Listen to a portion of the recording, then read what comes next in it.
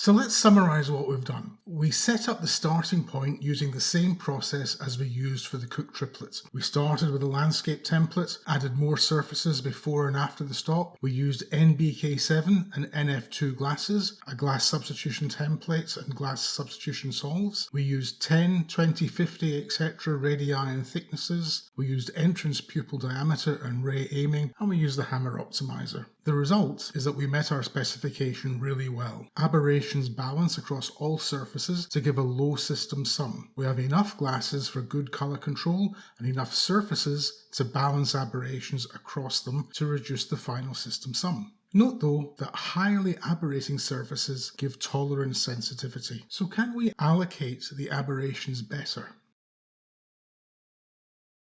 High yield optimization reduces ray incidence angles on surfaces with high power so that aberrations are more evenly distributed across all surfaces. We need to iterate to find that sweet spot for high yield. A small weight, around 0.1, will usually give some improvements without affecting image quality too much. In this design, weights of around 1 to 20 could be investigated further as real design candidates. Weights greater than 50 gave us inadequate performance.